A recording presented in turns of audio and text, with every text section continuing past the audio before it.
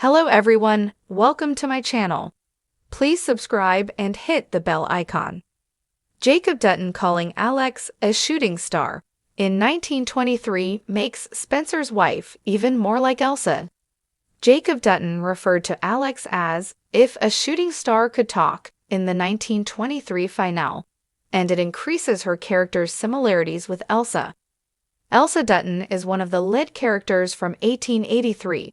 The previous Yellowstone spin-off that shows the family's perilous journey to Montana.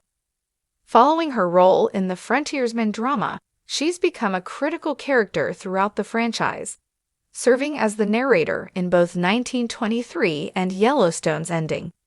Despite not being blood-related, she and Alex had a lot in common.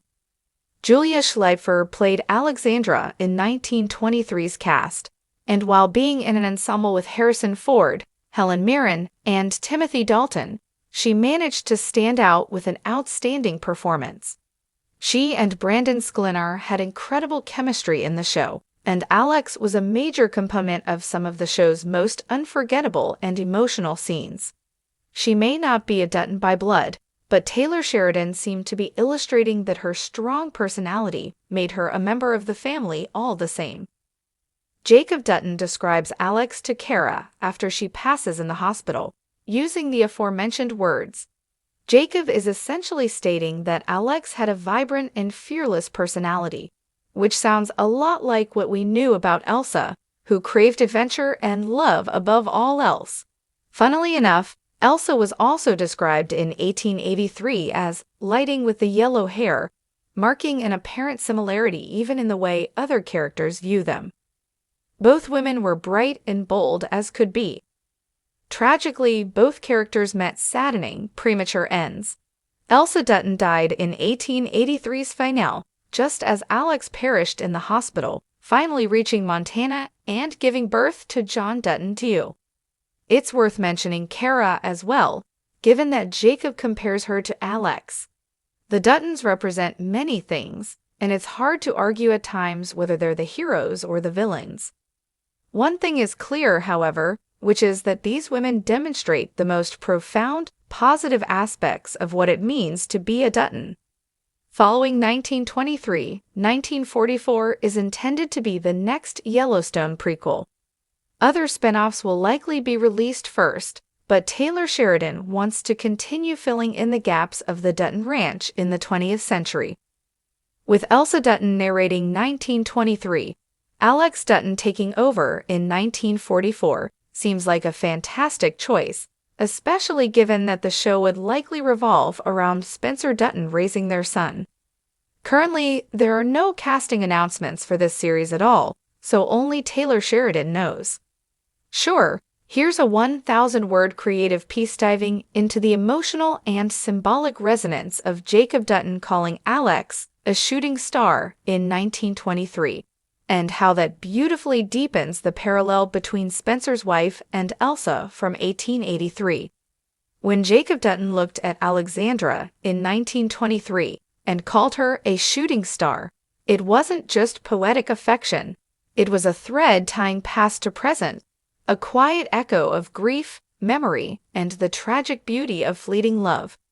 In those few words, Jacob didn't only name what he saw in Alex, he resurrected a spirit long buried in the Montana soil. That spirit was Elsa. Elsa Dutton, the bright, headstrong narrator of 1883, was a force of nature, untamed, joyful, tragic. She was the original shooting star of the Dutton legacy, brilliant, uncontainable, and gone far too soon. Her voice guided us through the wild, heart-wrenching journey that brought the Dutton family west. Her death set the foundation, literally and spiritually, for everything the Duttons would build in Montana. And now, generations later, Alexandra appears, wild-eyed, passionate, and defiant of societal expectations. Alex blazes into Spencer Dutton's world like a comet, shaking loose the rigidity of his post-war grief. She is fearless in the face of uncertainty, tender without being fragile, and determined to live a life of her own choosing. She is, in every essential way, an echo of Elsa. Jacob's comment, then, becomes more than a passing metaphor. It is the recognition of a pattern. A soul like Alex's is rare and familiar. When Jacob calls Alex a shooting star, he is not simply complimenting her vivacity. He is quietly acknowledging the danger in loving someone like that. Because what are shooting stars if not beautiful warnings?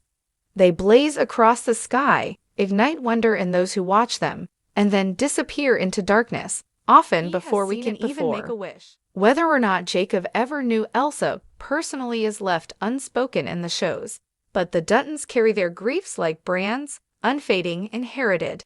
He surely heard the stories. Perhaps he even stood by James and Margaret as they laid Elsa in the valley she chose, her blood still fresh in the earth. Perhaps Jacob himself heard Elsa's voice echo off the rocks of Paradise Valley in those first quiet days of Montana settlement. He knows what happens when a Dutton man loves a shooting star. So when Jacob sees the way Spencer looks at Alex, he sees history trying to repeat itself. Spencer, so like James, brave, damaged, passionate. And Alex, so like Elsa, radiant, free, doomed. The show's creators are too intentional for this to be coincidence. Elsa's memory looms over the entire Yellowstone saga. She wasn't just a character, she was the soul of 1883, the embodiment of what it meant to seek freedom, to love deeply, and to accept the tragic cost of both. Alex, in 1923, is written from the same stardust. Like Elsa, she chooses adventure over stability, love over safety.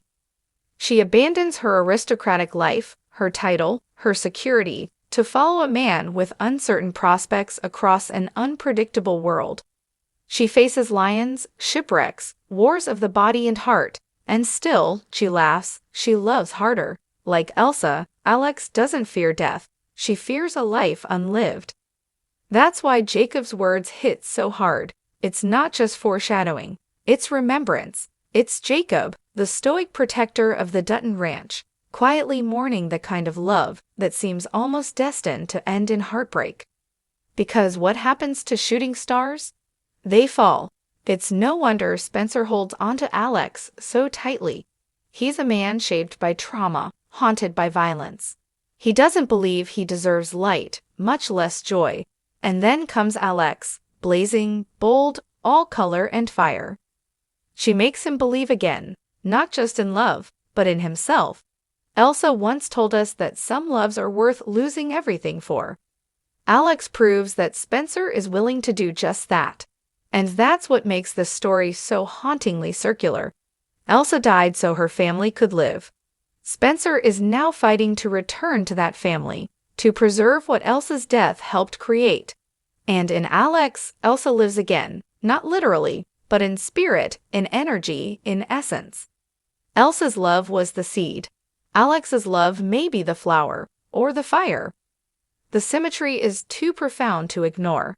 Elsa narrated her own fate with eerie grace, her words almost prophetic. If Alex could narrate her story, we imagine it would sound just as lyrical, just as accepting of love's wild gamble.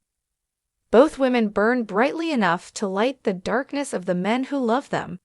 Both women are not content to be passengers. They are the captains of their own fates, even if those fates are short. Jacob, weathered and wise, sees all of this. His comment is a benediction and a warning, a salute to a woman he instantly respects, and a quiet ache for the man who loves her.